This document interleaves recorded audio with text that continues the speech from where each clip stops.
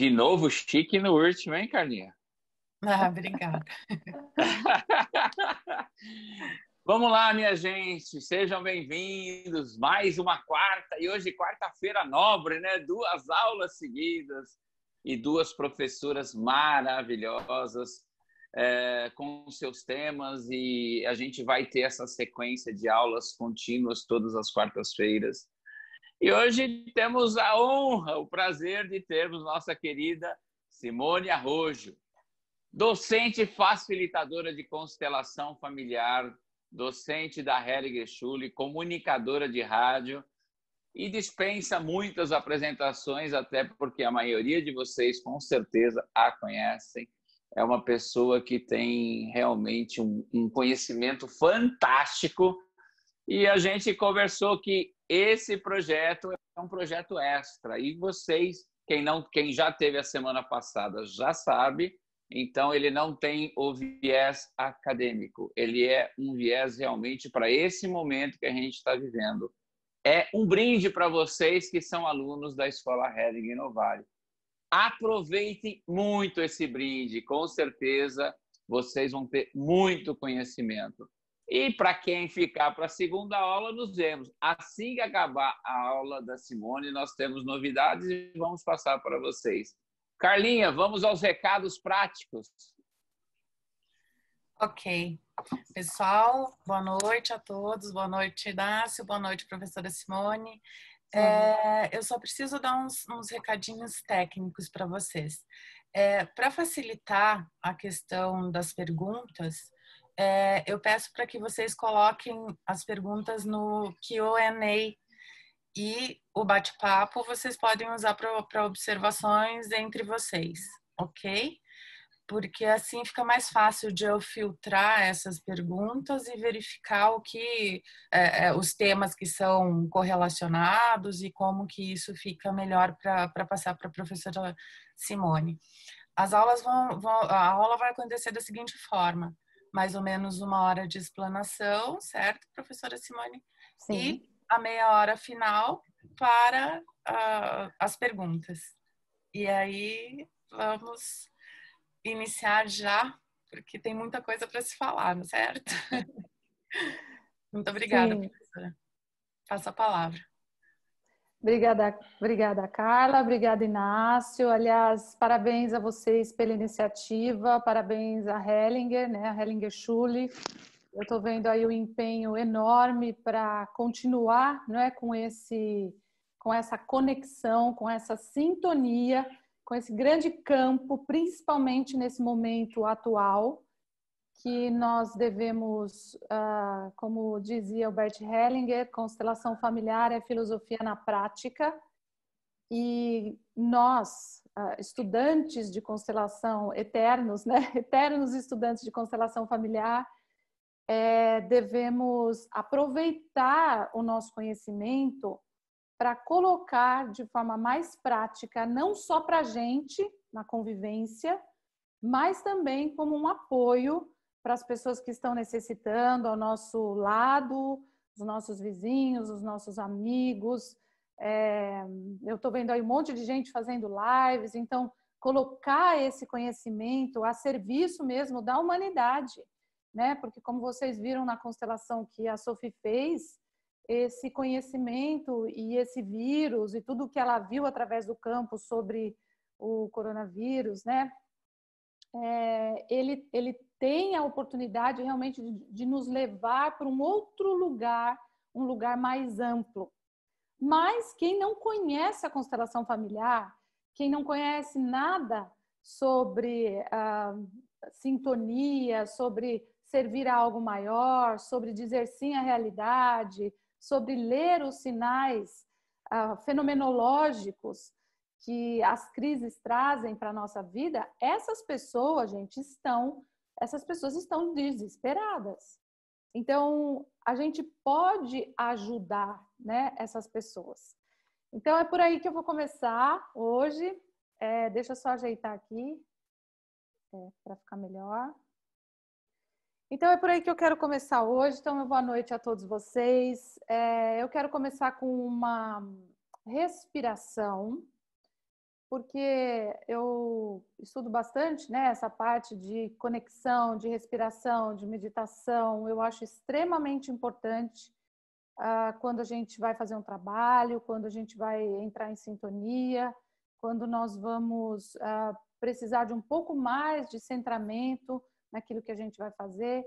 Então, a respiração é a nossa conexão também com o plano divino, com o estado alterado de consciência que a constelação nos propõe. Porque se a gente fica só nessa dualidade, na razão, emoção, razão, emoção, razão, emoção, a gente se perde. Principalmente as pessoas mais racionais, elas ficam muito perdidas, porque a gente está vivendo um momento agora que a razão não está pegando nada, né? A razão não está pegando absolutamente nenhuma resposta. Então, a resposta não vem desse lugar, nem só da emoção, nem só da razão, vem de um estado mais amplo de consciência.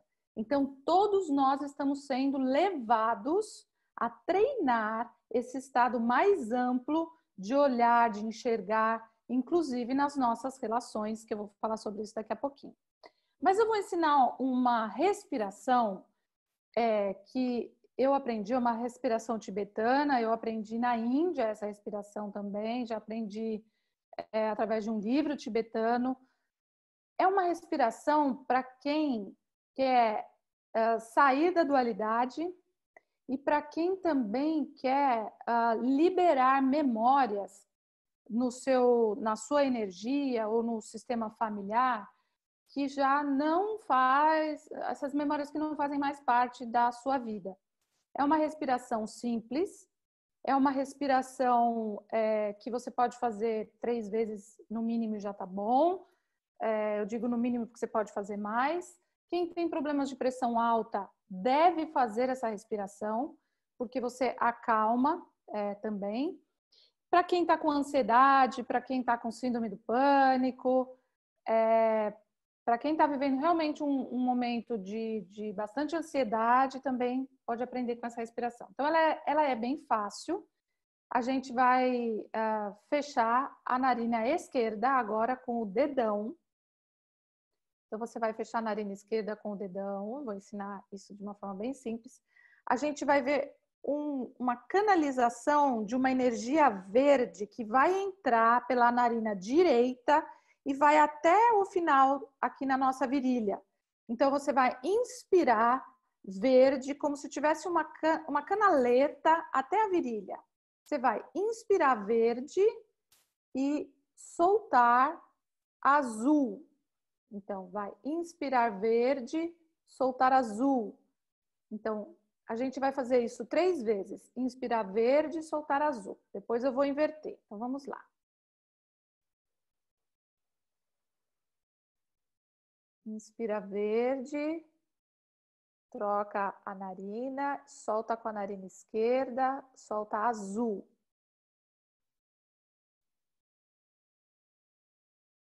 Inspira verde, com a narina direita, solta azul.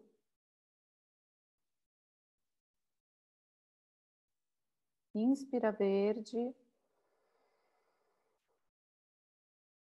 solta azul. Agora segure, tampe a sua narina direita, você vai inspirar verde até a sua virilha e vai soltar rosa. Inspira verde, solta rosa.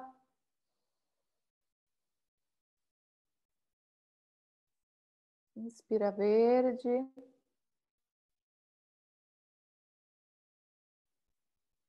Solta rosa.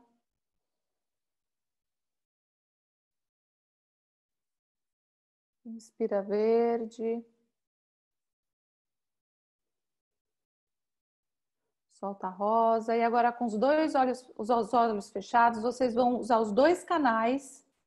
Vocês vão inspirar 3 vezes verde nos 2 canais e soltar pelo chakra de cima, o chakra coronário, vai soltar cinza. Todas as memórias universais, que estão no seu akáshico, que estão nas memórias da sua família, memória de outras vidas, tudo aquilo que está como um lixo tóxico na sua egrégora. Então, a gente inspira verde nos 2 canais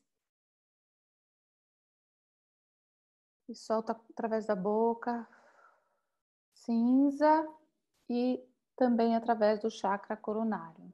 Inspira verde, solta através da boca e do chakra coronário, cinza.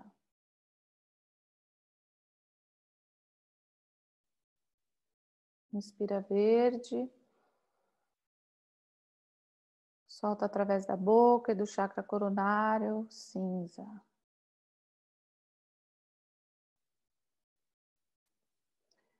Ok. Então, veja como a sua energia, um pouquinho, uma coisinha simples, mudou. Então, aos poucos, você vai voltando para cá.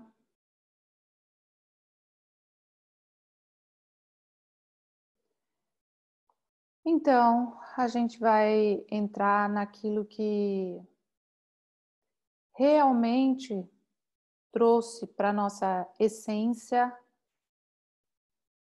o coronavírus, o que ele trouxe para o nosso aprendizado, para as nossas relações. E como o Bert Hellinger colocou, quando a gente consegue olhar para o essencial, a gente se sente completo.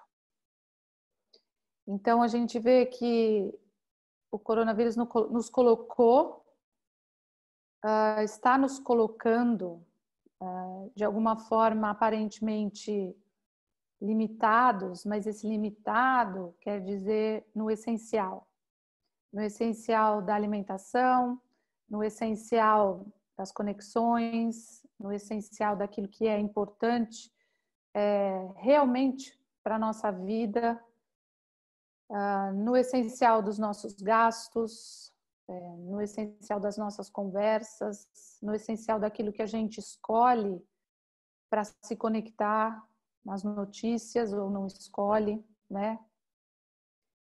Então, quando o Bert Hellinger nos deixou, né, essa frase que o essencial é simples, e nessa simplicidade existe essa completude, é para lá que nós estamos indo depois de tudo isso que está acontecendo com a humanidade, não é só com a gente aqui no Brasil. Então, uma das coisas que nos coloca no essencial é quando a gente está se relacionando dentro dessa dualidade que o Bert Hellinger chamou de boa consciência e má consciência, com os nossos familiares ou as pessoas que estão sozinhas, as pessoas que estão ainda com dificuldades de ficarem sozinhas ou de olharem para as próprias questões. Tudo isso, gente, está vindo à tona. Então, se a Isabela Diniz estiver conectada, a Isabela trabalha, né, com herança e com inventário e tudo mais. O que acontece quando uma pessoa morre? Tudo aquilo que não foi resolvido vem à tona na hora de fazer o inventário. Assim também acontece quando nós estamos em crise.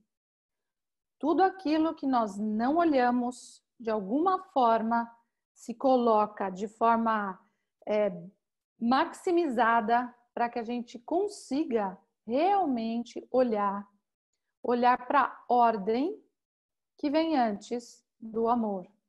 Então, esse segundo conceito, e o primeiro conceito do Bert Hellinger, dizendo que a ordem vem antes do amor, nas relações é prioridade.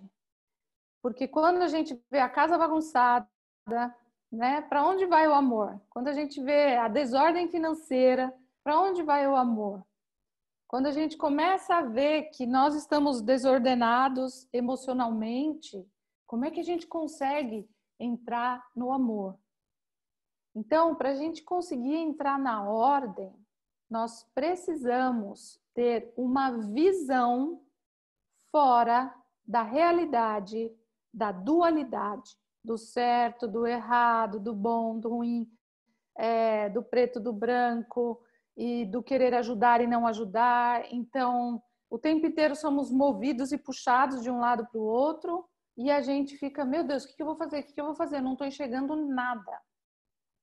Então, a base de todas as relações, né, e inclusive a base para a gente ser um facilitador em constelação familiar, é a gente não tomar partido. Né? Então, a gente vê politicamente agora também nas redes sociais, e a gente vê toda essa participação política numa guerra de partidos. Sou da esquerda, sou da direita, sou da esquerda, sou da direita. O que eu faço? E aonde nós chegamos quando nós tomamos partido? Nós perdemos de vista a realidade, perdemos de vista a verdade quando eu, numa briga dentro de casa com alguém, tomo partido de mim, lógico, né? Porque eu vou tomar partido de quem? Do outro? Não, vou tomar partido de mim. Ou a mãe toma partido de um dos filhos e deixa o outro, né? Quando os filhos estão lá brigando, a mãe fala, não, fulaninho tá certo, né? E daí os irmãos olham um para o outro e começam a guerrear entre eles. E a mãe, não, fulaninho que tá certo, fulaninha que tá errada. E daí começa essa separação dos irmãos. Ou quando os pais começam a brigar para saber quem está certo, quem está errado, e perdem de vista algo importante, que é o filho que está precisando de um direcionamento, é a parte financeira que está precisando de um direcionamento. Então, a gente se perde completamente nas nossas relações e nas resoluções da nossa vida quando nós olhamos somente uma parte da realidade. Então, assim é quando a gente é facilitador, né? Que senta alguém ao nosso lado e fala, ai, meu marido é ruim, minha mãe é ruim, meu pai é ruim, meu filho é ruim. E daí eu falo, nossa, é ruim mesmo. Se eu me identifico, tomo partido, eu não vou ter mais, eu me perdi completamente dessa visão. Então, gente, a nossa evolução começa num primeiro momento a gente dizer sim a essa realidade da forma como ela está se mostrando para a gente, porque senão a gente vai ficar irritado, né? E a irritação, né? Tem muita gente que é bem irritado, né? Até escrevi aqui uma frase que o Bert Hellinger fala sobre a irritação, que quando a pessoa está irritada, ela está olhando para um desejo infantil frustrado, né? Então, quantos de nós, nessa convivência, não estamos olhando para aquilo que foi realmente doloroso na nossa vida? E o que é mais doloroso na nossa vida é nós não sentirmos que fomos acolhidos, olhados pelos nossos pais. Então, a dor maior de uma criança, ela não ser acolhida pela mãe, ou não ser acolhida pelo pai, não se sentir protegida pela mãe, ou não se sentir protegida pelo pai. Então, são situações que ficaram traumatizadas na nossa existência e que nos leva agora, num momento de crise como adultos, a gente acaba se sentindo ou agindo como crianças. Então, eu vou dar um exemplo que eu vivenciei, eu levo grupos, né, para o exterior, para lugares sagrados, e eu vivenciei uma história, eu vou contar essa história não porque eu vivenciei algumas histórias, mas talvez conte 2 histórias para vocês, porque eu acho essas histórias importantes. Quando a gente viaja, a gente se expõe a momentos de vulnerabilidade, assim como nós estamos agora vivenciando os relacionamentos dentro de casa. Sem saber se eu vou ter dinheiro, se vai continuar, se vai ter a situação de comida, a situação de se eu ficar doente, vou parar no hospital. Como é que eu vou ser tratado? Será que eu não tenho essa doença e vou acabar pegando? Então, essas situações de vulnerabilidade, quem vivenciou essa situação na infância com os pais, por isso no final eu vou fazer uma meditação em relação a isso, do Bert Hellinger, inclusive, quem viveu essa situação de vulnerabilidade na infância em relação aos pais, acaba sentindo isso também, principalmente em viagens. Então, por exemplo, eu estava viajando, né, estava no Nepal, um grupo, e a gente contratou uma viagem com um avião pequeno que cabia o grupo inteiro, cada um ia numa janelinha para a gente poder ver o Everest. Então, a gente pagou lá $250 para fazer essa viagem de meia hora.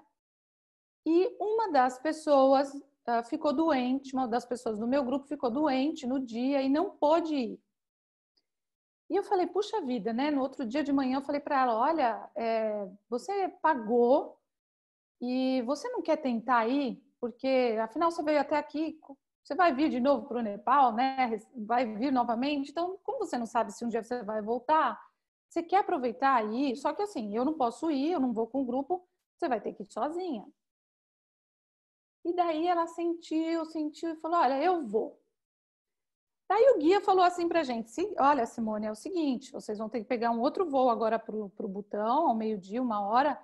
Se o voo dela mudar o vento, ela vai parar em outro aeroporto e talvez ela perca o voo do Butão.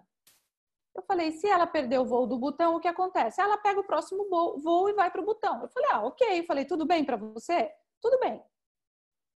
Gente, ela foi. O que aconteceu? O voo mudou o vento. Ela foi parar em outro aeroporto. E eu fui com o grupo para o outro aeroporto para pegar o voo para o Butão. Daqui a pouco eu recebo uma ligação no celular dizendo assim, a senhora é uma irresponsável, em castelhano.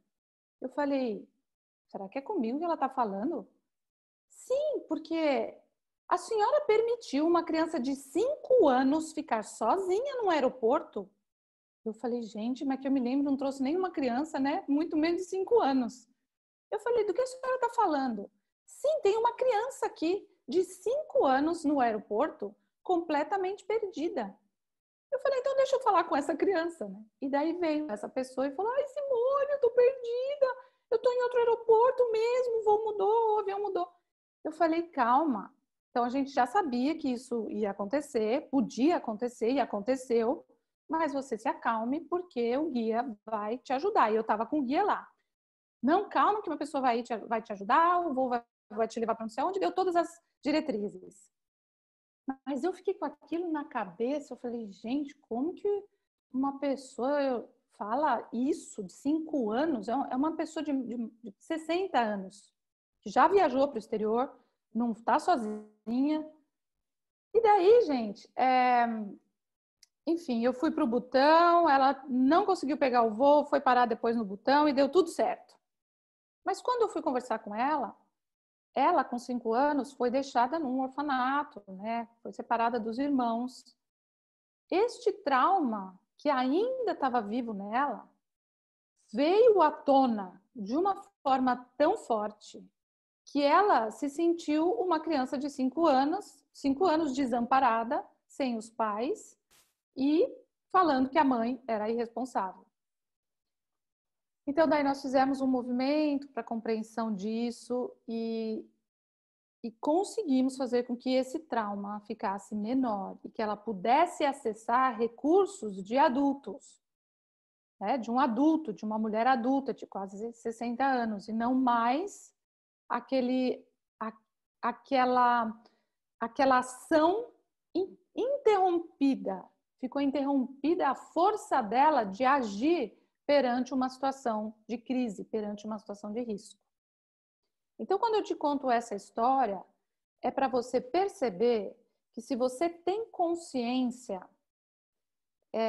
dessa falta de proteção que você sentiu do seu pai ou da sua mãe, ou dessa sensação de abandono, ou dessa sensação de não aprovação em relação a alguma decisão que você tomou quando você era criança, isso se mostra exatamente agora nessas relações dentro da sua casa. Então, pode ser que isso esteja acontecendo com você, pessoalmente. Pode ser que isso esteja acontecendo com seu marido, com a sua esposa, com seu filho, que já é maior, que já é grande, com a sua filha. Então, tudo isso merece a palavra acolhimento. Todos nós estamos com a oportunidade de nos sentirmos acolhidos. O pulmão, né, a doença dos pulmões e a morte, né? Quando a gente vê por que uma pessoa busca a morte, né? A gente vê que tem a ver com expiação também, com excluídos, com culpa do sistema. Isso o professor Renato, o Dr. Renato Chaan falou maravilhosamente na última live, vai depois continuar esses assuntos, mas o que de fato, qual foi o medo mais profundo da morte que você sentiu na sua existência e que agora vem à tona? E que se você continua no mesmo movimento de eu não consigo sair sozinho, eu não tenho capacidade de sair dessa situação, eu vou me desesperar porque eu não tenho essa capacidade, então você vai entrar em pânico e vai entrar em desespero e vai começar a inverter. Agora vamos falar um pouco das ordens do amor dentro dos relacionamentos, né? Vai começar a inverter a hierarquia, vai fazer com que o seu marido vire o seu protetor, que foi o pai, que você não sentiu essa proteção, vai fazer com que a sua esposa, de repente, vire a sua mãe de uma forma inconsciente, né? Então, por isso, hoje, muitos casamentos, né? Isso aconteceu na China e, pelo jeito, as pessoas não estão conseguindo olhar para essas questões e estão partindo para separações, porque fugir é mais fácil do que solucionar, né? Reclamar é mais fácil do que solucionar. Julgar e condenar é mais fácil do que realmente sair desse movimento interrompido que nós vivemos na nossa infância. Então, daí, as ordens do amor, elas começam a ficar em desordem. Então, a gente começa a trocar a hierarquia, começa a falar para o nosso filho que o nosso filho, então, agora tem que nos proteger, né? Então, a mãe fica desesperada na cama, em depressão, eu vou morrer, afasta o filho, né? Porque talvez eu morra, e como esse filho se sente, começa a querer ser o herói, começa a querer sentir vontade de salvar essa mãe, porque a mãe é uma criança, né? E o filho, então, inverte e se sente maior do que ela, tem que crescer rapidamente para poder salvar a mãe, para poder salvar o pai dessa situação. Então, a criança, como ela não sabe o movimento de ação, ela vive nesse amor interrompido, ela então acredita que ela é uma vítima das circunstâncias. Então, uma pessoa vítima, ela baixa o sistema imunológico. Uma pessoa vítima escraviza os outros ao seu redor, né? E os outros começam a também brigar, porque assim, quando um sai do lugar, né? Quando a mãe sai do lugar de mãe e pede para que um filho seja a mãe dela, o filho sai temporariamente, mas também começa a falar, não, aqui também não tá bom. Então, quando o Bert Hellinger nos ensinou sobre a hierarquia, sobre a frase, né, que a gente não deve deixar os filhos dizerem a frase inconsciente, eu morro por você, mamãe, eu faço por você, mamãe, eu carrego por você, mamãe, né? Ou nas relações afetivas, né, quando um está ali como pai do outro e não como dois adultos, como um homem e uma menina, como uma mulher e um menino perdido. Então, esse é o grande momento da gente olhar para todas essas questões profundas que doem na nossa alma.